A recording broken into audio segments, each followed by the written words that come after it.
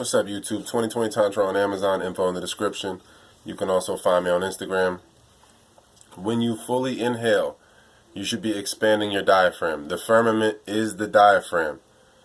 As above, so below, and as without, so within. So the firmament is the diaphragm.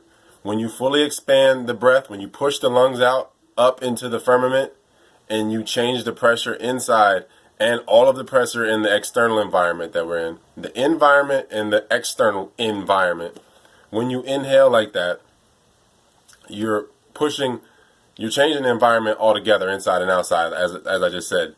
But you're pushing the chi or the prana into the system.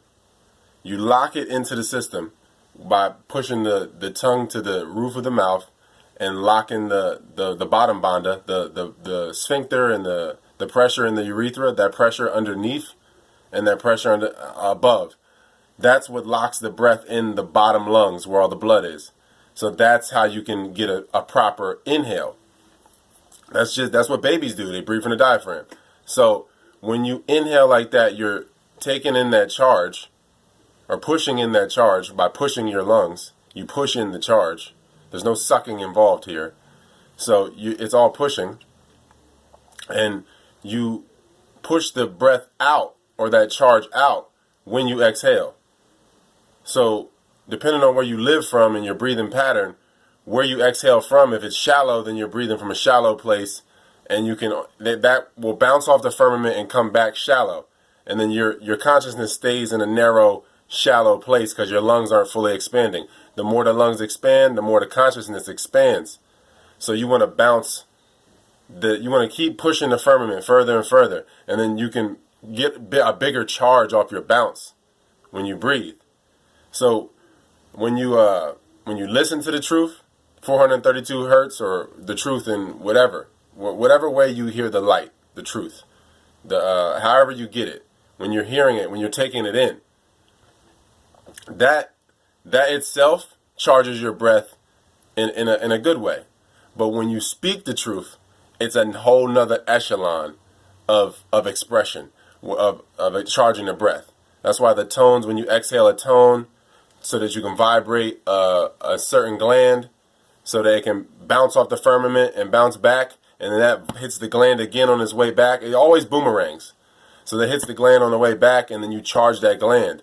It's the same thing when you speak the truth. So you speak in the truth, and people give their presence to you. So then the truth, which is that light, which is the breath, is funneling off of their firmament, their boundary, bouncing off of their consciousness, charging, bouncing off of your firmament, off the wall, because there is no separation in this. The firmament in the outside world is the same as the firmament within you. So as it bounces, as you say something, and it runs by somebody's consciousness, and bounces off that wall, and comes back to you, on that journey back to you, it runs through people's consciousness, and consciousness in general, various forms of consciousness. Whether it's a plant, animal, whatever kingdom, it doesn't matter. So you say something, it's expressed into the universe, bounces off the firmament, comes back, all the consciousness or all the presence, all the spirits, all the energy that was between you and the firmament and the physical, all of that is what's charging the breath as it returns, as it boomerangs back to you. So you're inhaling this charge, charging it, living from a place of love up here, and you living from beyond, above the heart, above yin and yang. You're living from this place, and you're breathing from there, you're charging from there, you're aligning with creation, you're aligning with power, with control. When you breathe from there, full breaths, full expansion from there, then you have the full view of everything, and there's never any lack. Because when you have the full view of everything, you see yin and yang balancing out, darkness and light balancing out, you see all the elements clearly, element, the mints, the mentals, the gods, you see all the gods clearly. And once they're in their place, there's never any lack. Because the only time you see lack is if you see misplacement of the elements. And that's just your perception, the way you're looking at the elements. They're always present. It's just how are you looking at them. So, that's really about it. It's all about the charge. It's all about the charge. So it hits the firmament and it bounces back off you, and it's collecting the charge and it's coming back to the source. Everything comes back to its source. Again, that's why if you have everything is you. You shouldn't see separation. So if you have a dream or you fall to fear of anything, then it becomes the source, because fear is your only God. So whatever you fear is the devil is the God, because the devil is God. There's no separation. So whatever you're fearing is what you're giving your God power to. And so you align your God power with that. So then all your energy and your body that you're in goes to that. But if you face your fear, then all of those things come to you, because everything returns to the source. The source. So if you as the source identify as the source within your body, then everything outside of you has to return to you, because everything is an extension of you. So all has to come back to its creator. No matter what body you're in, it's just about aligning with that source, because there's only one source. In the universe, it might seem vast, it might seem small, but it's all in this one room or in this one house that is the body. So it's all about alignment and being able to bend with the breath, and which breath is demanded of you in this moment to get a full breath. And whatever impedes on that is whatever is in the way of your full expression, is in the way of you realizing you. So let me just keep going with this video then. So there's no reason to be afraid of the 5G thing. The whole 5G grid thing, there's no reason to be afraid of the grid if you know where you live from and you know your breath, how to breathe fully, because there's no point in even connecting externally. All of that is built on an organic technology that already exists. Nothing can be created that is not from an organic element. So you create telephones off of telepathy. The telepathy is already here. You create the television off of the visual. We can send images to each other. So it's already here. It's just that where your breathing pattern at. If you breathe from a different level, a different pattern, from a more full breath, then you connect with all the people on that breath, in that room, in that level, that room of consciousness. So you don't need a phone or anything external to you. Your breathing is what determines your frequency. How frequently you breathe and the way you breathe, that determines your frequency. So that's the room you're in as far as consciousness goes. So anything in alignment with that is going to show itself. So you just go to the room, you breathe properly, and whatever shows up is you. Always you. Whether it incites fear or whatever, it's always you. Just observe it without looking away. Don't ignore. And then everything returns to the source. So you let it come and let it go. So the 5G thing, when they shut us down, when they get everybody digital, when they shut off all these phones and all the circuits break and all this stuff eventually happens to where you have the critical mass, to where people get so on the grid that it gets shut off, that it's back to, caveman era. When that happens, you'll have areas of extreme serenity and extreme chaos, because the yin and yang always balance out. The darkness and the light are always equal. So it's always going to balance out.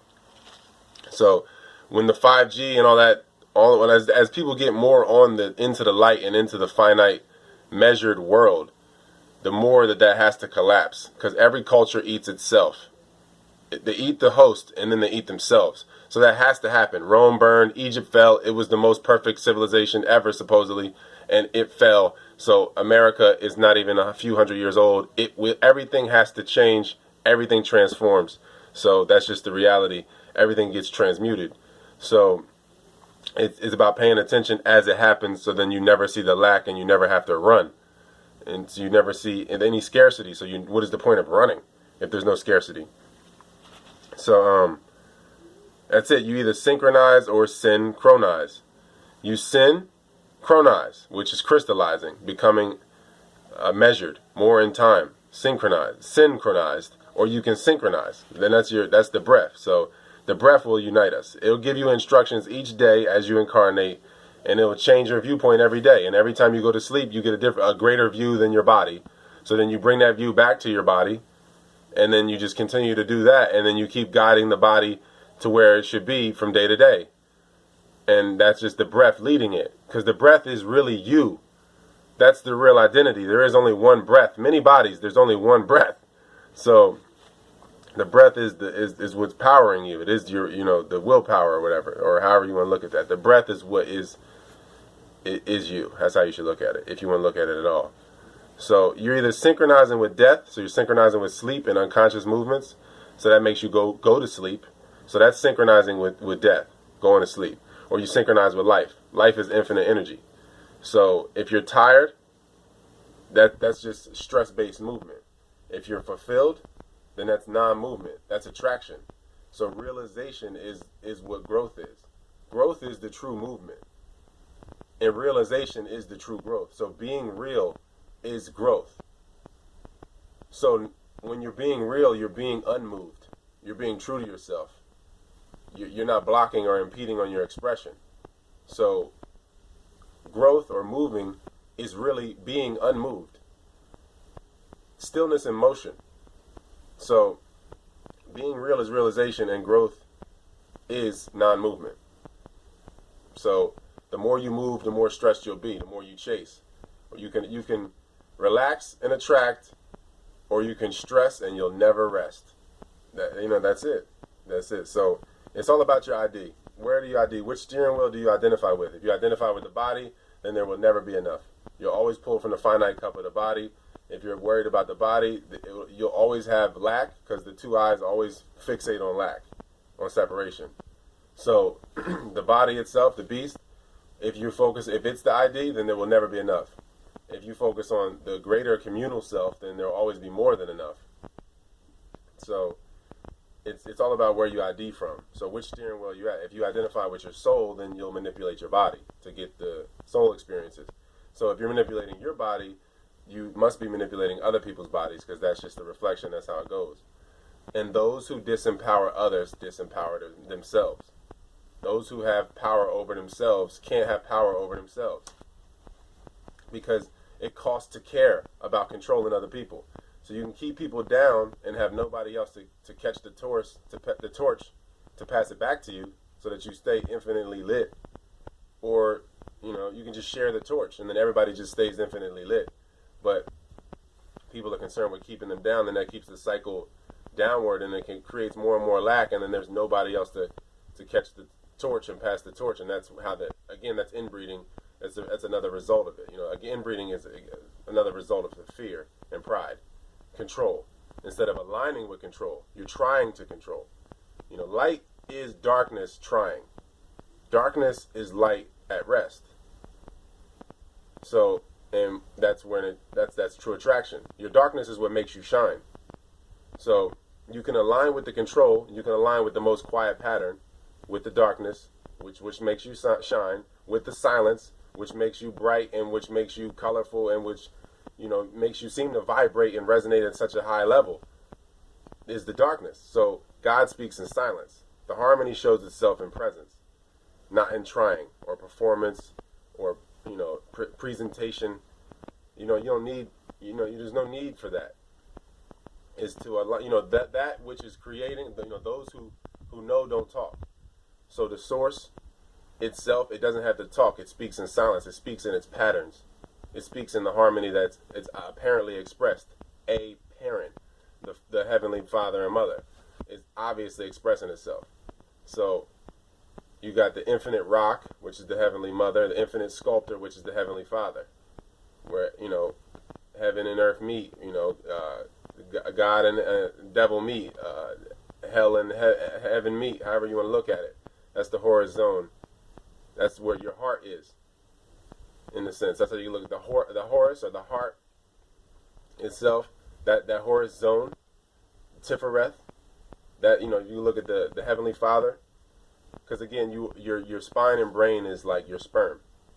The sperm that you are and were is your spine and brain. That's why they look the same. And the egg that you fertilized is your organs and tissue. So there's never any waste in this life. So with that being said, you have the heavens and the earth merging. The infinite momentum or momentum and the infinite metaphysical or father. Metaphor, the concept that shapes the block. Because again, the female is the direct reflection of God, but for God to see itself, it has to take masculine form. So you have the heavens above, the earth below. You have the physical heaven or hell, and then you have the metaphysical heaven, or what people call heaven in general, and they're all heaven. There's no separation.